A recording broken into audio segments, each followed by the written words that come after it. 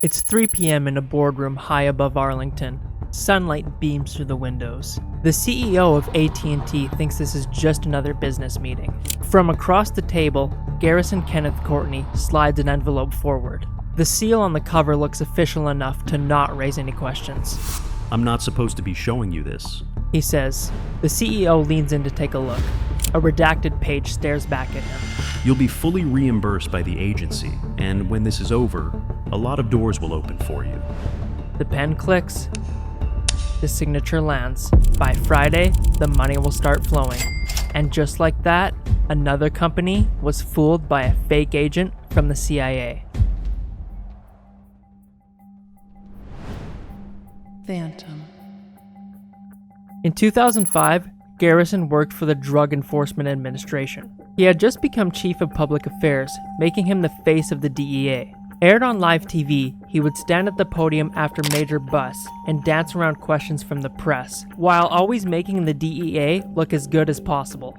They never wanted to give away too many details about their cases, so it was during this time that Garrison learned how to tell perfect lies in order to get people to believe certain things. Always being surrounded by reporters while the cameras were rolling, he learned how to stay calm under pressure. He mastered the art of deception and decided to use it in one of the most bizarre ways. Garrison's resume was quite impressive. With past positions in Congress and Homeland Security, he was looked at as someone who was very experienced in Washington. This is what allowed him to claim that he was a part of secret operations without raising too many questions. Before he was involved in government, he was a weather anchor on the local news, polishing his ways of public speaking and perfecting his confidence. All of his past work experience prepared him for what would be the most elaborate con that anyone has ever attempted. A scheme so deceptive that it would eventually shock everyone in Washington. In 2009, he quietly left the DEA. No press conference, no victory lap, nothing. Just a door closed, and then another one opened. After his departure from the DEA, Garrison wasn't sure what his next chapter was, until one day he came up with a crazy idea. What if he could use his connections in government to start funneling some extra money into his bank account? If he could do it right, likely no one would notice, and if he did it for long enough, he and his family could be set for life, never having to work a normal job ever again. Could it actually work? He asked himself. He sat on the idea for a couple of weeks, sometimes meeting with old colleagues for coffee that were still within government. Eventually, when his friends asked him about what he had been up to, he started to tell them about a new, classified operation that he was working on. A top secret mission with the safety of the entire United States at stake. He made it sound important and essential.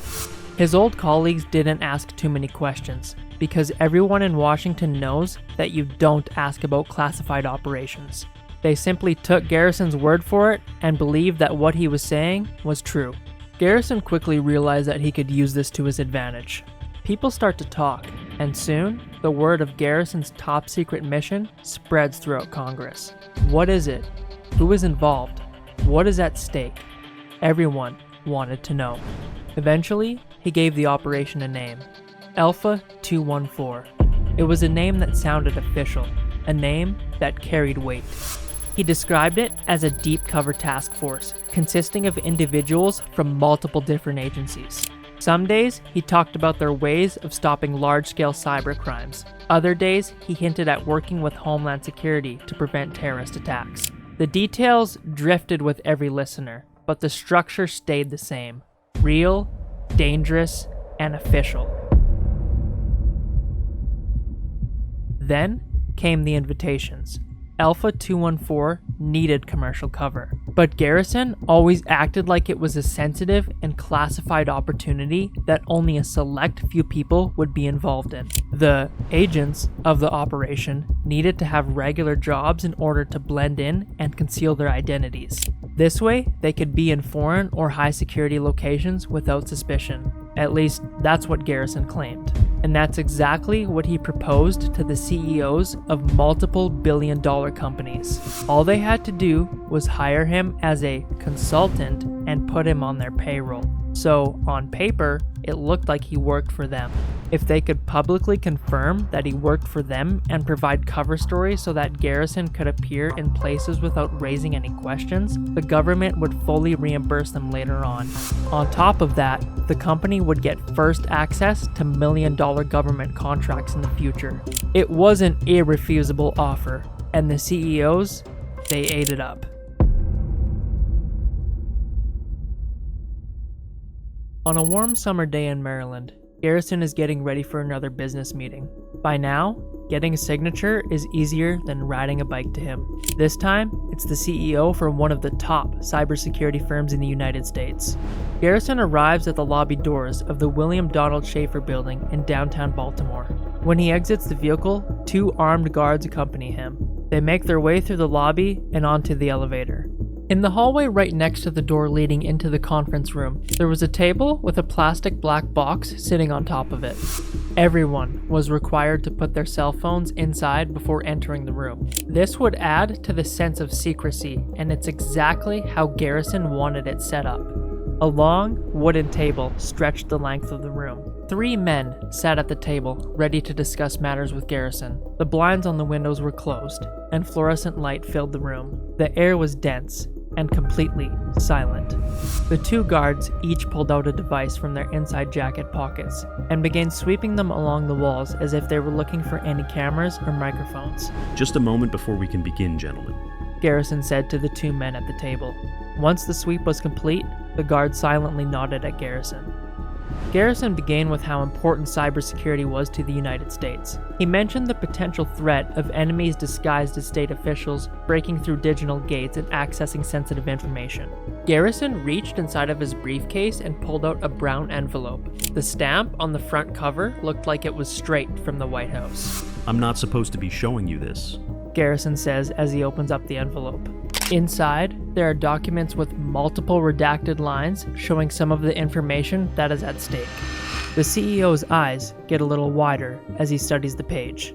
As part of this operation, it is our duty to stop these threats before they can cause any damage. But we need your help. This is when Garrison would give his pitch for them hiring him as a consultant so that it didn't raise any questions about the operation. He made it seem like it was an exclusive invite that was backed by the most important people in the world. The president himself has signed off on this, and you will be fully compensated for any expenses. The firm's sense of importance and credibility, on top of the promises for them to give access to massive government contracts after the operation was finished, was more than enough to get these CEOs to trust Garrison. Not only did he get them to pay him absurd amounts of money to do literally nothing, he also made them sign non-disclosure agreements so that they could never talk about their involvement with him to anyone. From 2012 to 2016, Alpha 214 grew into quite the operation. A dozen companies signed on and employed Garrison as a consultant. Some firms paid him upwards of $400,000 per year. More than $4.4 million flowed through the channels that he opened, and over $1 million landed directly in his accounts. The rest of it he used to contribute to the illusion of Alpha 214. Such as per diems for other operatives, travel costs, and facility rentals. Every expense that Garrison paid for made it easier for him to keep the operation believable, even though everything was fake.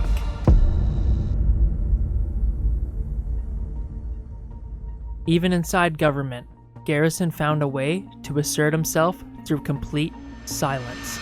Some people treated him like a colleague because of his past employment with Homeland Security, while others recognized the dangers of questioning a classified operation in the wrong room. Nods and shrugs became a normal way of Garrison communicating with others. Alpha 214 earned a cushion of deference, a polite ring of silence around its non-existent core. But 4 years into the operation, the first crack appeared. A CEO that was promised future contracts asked for just one document that could be shared with the board. Just one name that could be called without risking prison. Garrison danced around the question like a politician sidestepping a landmine that he planted himself. Another person noticed that dates had been changed multiple times on several different documents. Another heard the same story told more than once with a new city name plugged in every time. One day, somebody quietly asked a friend who actually worked at the CIA. Does Alpha 214 exist? The answer was a flat-out no. It never had. And on top of that, they confirmed that Garrison Courtney was definitely not an agent. After that, more people started to dig around, and then the FBI began tracing the money. They followed the transfers, company accounts to personal deposits, retainers to rent, consulting fees to airline seats that didn't connect to any known destination. They studied the NDAs and the seals that had made palms sweat, and they found out that the seals were fake. The redacted documents, fabricated.